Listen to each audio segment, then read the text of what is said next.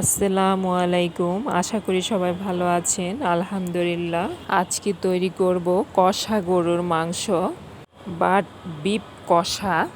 আমি রান্নার জন্য এখানে কিছু গোটা গরম মশলা নিয়েছি: দারচিনি, তেজপাতা, লবং, এলাচ, কালো গোলমরিচ।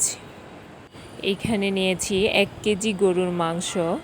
মাংসটা হাড় ছাড়া ফ্রেশ মাংস। আমি একটু ছোট ছোট করে পিসগুলো করেছি। কষা মাংস সবসময় একটু পিসটা ছোট হলে টেস্টটা অনেক বেশি হয়, রান্নার কনসেন্টটা ভালো হয়, বাট মাংসটা খুবই জুসি হয়, সিদ্ধটাও ভালো হয়। ইভেন কষা মাংসের পারফেক্ট টেস্টটা পাওয়া যায়। দেন চলে এলাম রান্নায়। দিয়ে দিলাম তেজপাতা, দারচিনি, কিছু এলাচ ছেঁচে নিয়েছি আমি।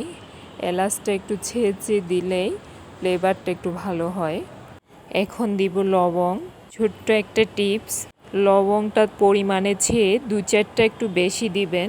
লবং কিন্তু অনেকটাই অ্যালার্জি প্রোটেক্ট করে। এখন দিয়ে দিচ্ছি কালো গোলমরিচ। যাদের গরুর মাংসে অ্যালার্জি আছে, হাঁচি কাশি হয়, তাদের জন্য ছোট্ট টিপসটা। এখন দিব পেঁয়াজ, 1.5 কাপ পরিমাণ কুচানো পেঁয়াজ। এখন অ্যাড করব জিঞ্জার পেস্ট, আদা বাটা 3 চামচ পরিমাণ।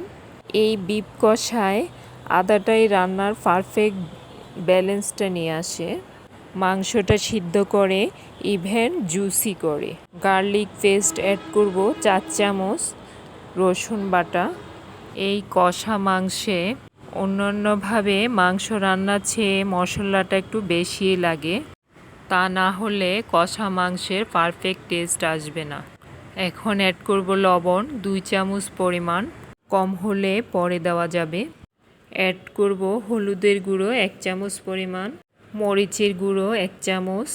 আমার মরিচটা অনেক ঝাল, আমি ঝালটা খুব কমই খাই, তাই আর বাড়িয়ে দিব না বেশি, আপনারা পছন্দ মতো দিতে পারেন। এখন অ্যাড করব জিরে গুঁড়ো 3 চামচ পরিমাণ।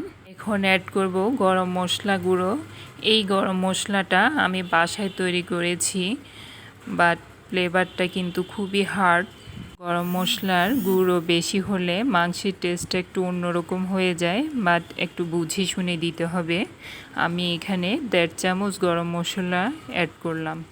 আমার এই কাপটা হাফ কাপ। আমি এখানে 1 কাপ পরিমাণ তেল ব্যবহার করব। হাফ কাপ সরষের তেল, হাফ কাপ সাদা রান্নার তেল। সরষের তেল বাসায় না থাকলে স্কিপ করবেন, সমস্যা নেই।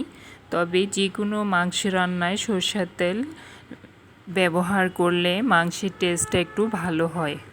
তেলটা দেওয়ার পর মাংসটা ভালো করে ম্যাশ করে নিব। এই মাংসটা রান্না করতে মশলার পরিমাণটা একটু বেশি লাগে, একটু স্পাইসি না হলে কষা মাংসের টেস্টটা হয় না। এখন দিয়ে দিচ্ছি কয়েকটা গ্রিন চিলি, রেড চিলি আস্ত। এখন আমি মাংসটা 30 মিনিটের জন্য ম্যারিনেশনে রাখব। ম্যারিনেশন করলে মাংসটা একটু জুসি, ইভেন টেস্টটা ভালো হয়। 30 মিনিট পর এখন চুলাটা অন করলাম।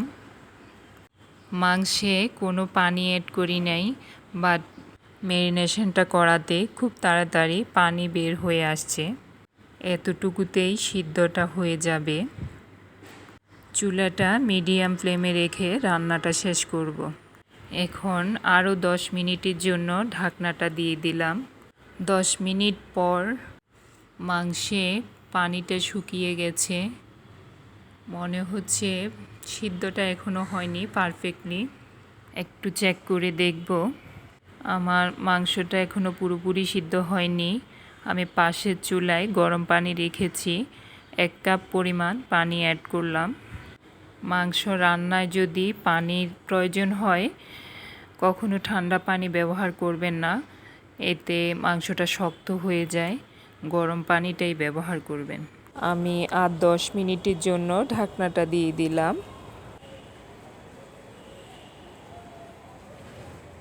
10 মিনিট পর মাংসটা পুরোপুরি সিদ্ধ হয়ে গেছে। এখন যতটুকু ঝোল দিয়েছিলাম অতটুকু শুকিয়ে গেছে। এই পর্যায়ে আমি 1 টিস্পুন সুগার অ্যাড করলাম টেস্টের ব্যালেন্সের জন্য। সবশেষে 2 মিনিটের জন্য ঢাকনাটা দিয়ে দিলাম। 2 মিনিট পর ফাইনালি আমার মাংসটা রান্না হলো। এখন আমি চুলাটা অফ করে দিব। দেখুন কতটা স্পাইসি হয়েছে। এখন আমি মাংস একটি সার্ভিং বোলে নিয়ে নিব।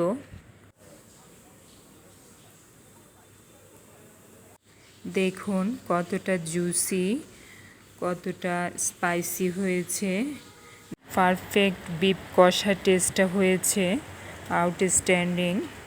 আপনারাও বাসায় রেসিপিটি ফলো করে দেখবেন, কেমন হয়েছে কমেন্ট করে জানাবেন।